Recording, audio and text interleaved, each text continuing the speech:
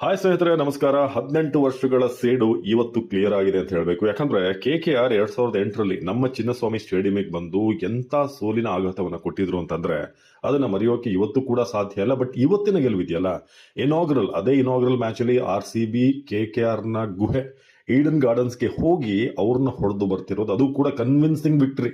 Power ಪ್ಲೇನಲ್ಲೇ 6 ಓವರ್ಗೆ 80 run ಹೊಡೆದಿರೋದು.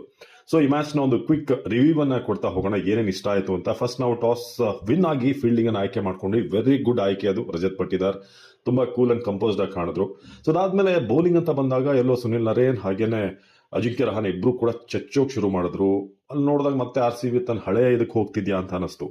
But ಕೊನೆಯದಾಗಿ ಅವರಿಬ್ರು ಔಟ್ ಆದ್ಮೇಲೆ ಬಂದಂತ ಕಂಬ್ಯಾಕ್ ಇದೆಯಲ್ಲ, ಕೃಣಾಲ್ ಪಾಂಡ್ಯ ಮಾಡಿದಂತ ಬೌಲಿಂಗ್ ಇರ್ಬೋದು, ಹಾಗೆ ಹೇಸಲ್ವುಡ್ ಅವರ ಒಂದು ಎಕನಾಮಿಕ್ ಬೌಲಿಂಗ್ ಇಬ್ರದ್ದು ಕೂಡ ಸಖತ್ತಾಗಿತ್ತು. ನಮಗೆ ಮ್ಯಾಚ್ ನಲ್ಲಿ ಫಸ್ಟ್ ಇನ್ನಿಂಗ್ಸ್ ನಲ್ಲಿ ಪ್ಲಸ್ ಅಂತಂದ್ರೆ ಹೇಸಲ್ವುಡ್ ಮತ್ತು ಕೃಣಾಲ್ ಪಾಂಡ್ಯ ಒಂದು ಹೊಸ ಫ್ರಾಂಚೈಸಿಗೆ ಬಂದು, ಇಲ್ಲ ನನ್ನ ಫ್ರಾಂಚೈಸಿ ಯಾವುದೇ ಇರಲಿ ನನ್ನ ಎಕಾನಮಿ ಹಾಗೆ ಇರುತ್ತೆ ಅನ್ನೋದನ್ನ ಮತ್ತೆ ಪ್ರೂವ್ ಮಾಡಿದ್ದಾರೆ. 4 ಓವರಲ್ಲಿ 29 ರನ್ ಬರೀ 3 ವಿಕೆಟ್ ಅನ್ನ ಪಡೆದ್ರು.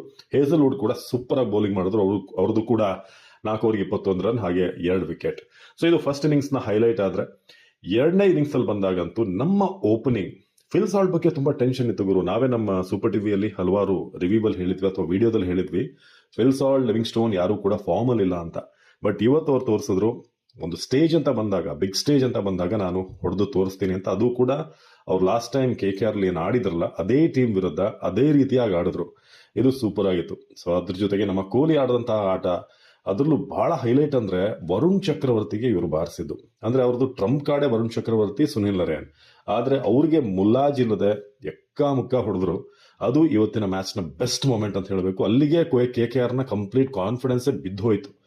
ಸೊ ಓವರ್ ಆಲ್ ಇವತ್ತಿನ ಮ್ಯಾಚ್ DDP ಕೂಡ ನಂತರ 1 ಬಂದ್ರು, ಬೇಗ ರನ್ ರೇಟ್ ಜಾಸ್ತಿ ಮಾಡೋಂತ ಟ್ರೈ ಮಾಡಿದ್ರು. ಎಂಡ್ ಅಲ್ಲಿ Rajat Patidar as a captain ಇವತ್ತು ಮ್ಯಾಚ್ ಅನ್ನ ಗೆದ್ದಿದ್ದಾರೆ. ಬಟ್ ಅವ್ರು ವೈಯಕ್ತಿಕವಾಗಿ ಆಡಿದಂತ ಇನ್ನಿಂಗ್ಸ್, ಫೈನಲಿ ಬಂದು ಅವರು ಫಿನಿಶ್ ಮಾಡಿದಂತ ರೀತಿ ಎಲ್ಲವೂ ಕೂಡ ಸಕ್ಕದಾಗಿತ್ತು. ಸೊ ಇವತ್ತು ಮ್ಯಾಚ್ ನ ಬೆಸ್ಟ್ ಔಟ್ಪುಟ್ ಅಂತಂದ್ರೆ ಹೇಸಲ್ವುಡ್, ಕೃಣಾಲ್ ಪಾಂಡ್ಯ ಅವರ ಬೌಲಿಂಗ್, ಹಾಗೆ ಬ್ಯಾಟಿಂಗ್ ಅಲ್ಲಿ ಸಾಲ್ಟ್ ಕೊಟ್ಟಂತ ಓಪನಿಂಗ್. ಸೊ ಕೊಹ್ಲಿ ಏನು ಅವರ ಒಂದು ಟಚ್ ಇದೆಯಲ್ಲ, ಈ ವರ್ಷನ್ ನಮಗೆ ಬೇಕು.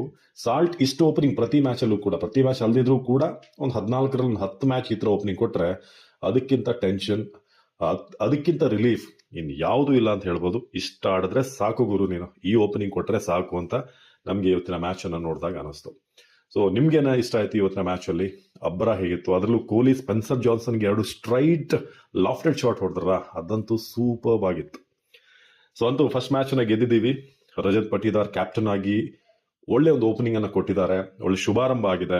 ಮೊದಲ ಪಂದ್ಯವನ್ನ RCB ಅಭಿಮಾನಿ ದೇವರಿಗೆ ಮುಡಿಪಾಗಿಟ್ಟಿದ್ದಾರೆ. ಯಾವುದೇ ದೇವರಿಗೆ ಇಲ್ಲ ಈ ಸಲ ಅಭಿಮಾನಿ ದೇವರಿಗೆ. ಏನಂತೀರಾ? ಈ ಮ್ಯಾಚ್ ಬಗ್ಗೆ ಕಮೆಂಟ್ ಮಾಡಿ. ನಮಸ್ಕಾರ.